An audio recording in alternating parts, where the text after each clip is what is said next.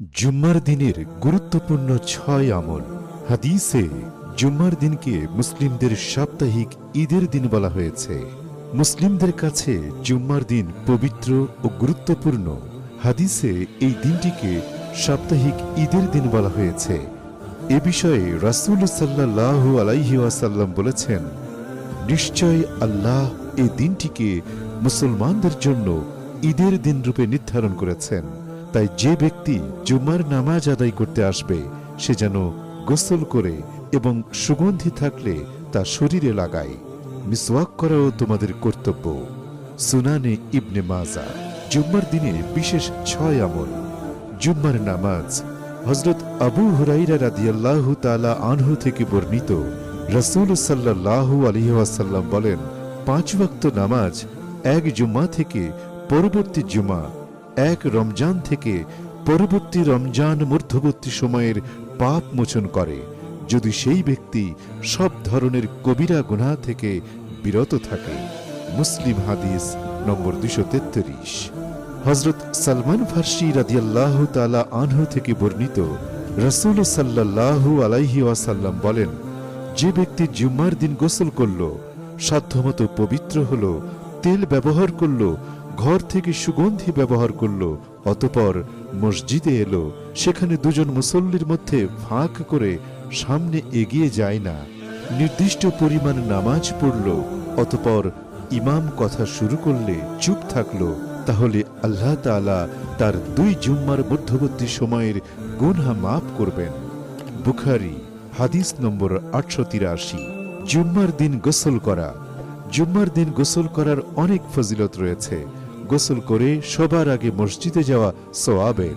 হযরত আউস বিন আউস সাকাফি রাদিয়াল্লাহু তাআলা আনহু থেকে বর্ণিত, রাসূল সাল্লাল্লাহু আলাইহি ওয়াসাল্লাম বলেছেন, যে ব্যক্তি জুম্মার দিন ভালো করে গোসল করল, দ্রুততর সময়ে মসজিদে গেল ও ইমামের কাছাকাছি বসে মনোযোগ সহ খুতবা শুনল, তার জন্য প্রতি কদমের বদলে ১ বছরের রোজা ও নামাজের সওয়াব থাকবে। আবু দাউদ হাদিস নম্বর ৩৪৫। মসজিদে সবার আগে যাওয়া। শুক্রবারে জুম্মার নামাজের জন্য মসজিদে আগে প্রবেশ করার বিশেষ গুরুত্ব রয়েছে।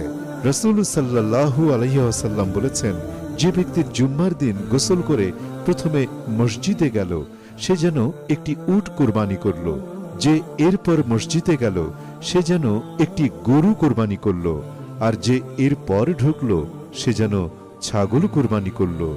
বুখারী হাদিস নম্বর ৮৪১। জুম্মার দিন দোয়া কবুল হয়। জুম্মার দিন একটি সময় আছে যখন মানুষ আল্লাহর কাছে কোনো দোয়া করলে আল্লাহ তা কবুল করেন। হযরত জাবের রাদিয়াল্লাহু তাআলা আনহু থেকে বর্ণিত, রাসূল সাল্লাল্লাহু আলাইহি ওয়াসাল্লাম বলেন, জুম্মার দিন কোনো মুসলিম আল্লাহর কাছে ভালো কিছুর দোয়া করলে আল্লাহ তাকে তা দেন। তোমরা সময়টি আছরের পর অনুসন্ধান করো। আবু দাউদ হাদিস নম্বর ১০৪৮। হযরত জাবের ইবনে আব্দুল্লাহ রাদিয়াল্লাহু তাআলা আনহু থেকে বর্ণিত অন্য আরেকটি হাদিসে রাসূল সাল্লাল্লাহু আলাইহি ওয়াসাল্লাম বলেছেন, জুম্মার দিনের ১২ ঘন্টার মধ্যে এমন একটি মুহূর্ত রয়েছে, যদি কোনো মুসলিম এ সময় আল্লাহর কাছে কিছু প্রার্থনা করে তাহলে মহান ও সর্বশক্তিমান আল্লাহ তাকে তা দান করেন। এই মুহূর্তটি তোমরা আছরের শেষ সময়ে অনুসন্ধান করো। আবু দাউদ হাদিস নম্বর ১০৪৮। সূরা কাহাফের ফজিলত। জুম্মার অন্যতম আমল সূরা কাহাফ পাঠ করা। হযরত আবু সাঈদ খুদরি রাদিয়াল্লাহু তাআলা আনহু থেকে বর্ণিত, রাসূল সাল্লাল্লাহু আলাইহি ওয়াসাল্লাম বলেছেন, যে ব্যক্তি জুম্মার দিন সূরা কাহাফ পড়বে তা ২ জুম্মার মধ্যবর্তী সময়ে তার জন্য আলোকিত হয়ে থাকবে। আর যে ব্যক্তি এই সূরার শেষ ১০ আয়াত পাঠ করবে, অতঃপর দাজ্জাল বের হলে তার কোনো ক্ষতি করতে পারবে না। যে ব্যক্তি ওযুর পর এই দোয়া পড়বে, তার নাম একটি চিঠিতে লেখা হবে, অতঃপর তাতে সিল দেয়া হবে, যা কিয়ামত পর্যন্ত আর ভাঙা হবে না। তারগিব ১৪৭৩, আল মুস্তাদরাক ২/৩৯৯। দরুদ শরীফের ফজিলত। জুম্মার দিন রাসূল সাল্লাল্লাহু আলাইহি ওয়াসাল্লামের উপর বেশি বেশি দরুদ পাঠ করা অনেক সওয়াব। হযরত আউস বিন আবি আউস রাদিয়াল্লাহু তাআলা আনহু থেকে বর্ণিত, রাসূল সাল্লাল্লাহু আলাইহি ওয়াসাল্লাম বলেছেন, তোমাদের দিনগুলোর মধ্যে জুম্মার দিন সর্বোত্তম। এই দিনে আদম আলাইহিস সালামকে সৃষ্টি করা হয়েছে। এই দিনে তিনি ইন্তেকাল করেছেন। এই দিনে সিংহায় ফু দেয়া হবে এবং এই দিনে সবাইকে বেহুশ করা হবে। অতএব তোমরা এই দিনে আমার উপর বেশি পরিমাণ দরুদ পড়ো, কারণ জুম্মার দিনে তোমাদের দরুদ আমার কাছে পেশ করা হয়। আবু দাউদ 1047।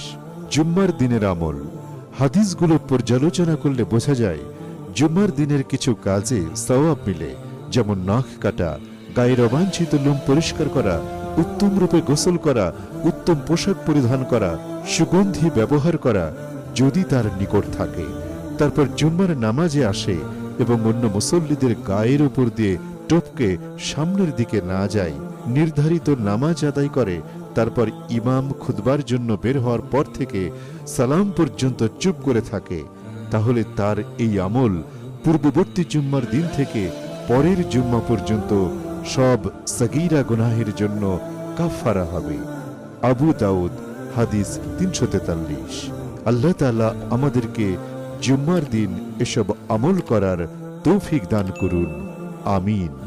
ইসলামের সৌন্দর্য সম্পর্কে জানতে voiceofislam.azhar চ্যানেলটি সাবস্ক্রাইব করে সঙ্গেই থাকুন।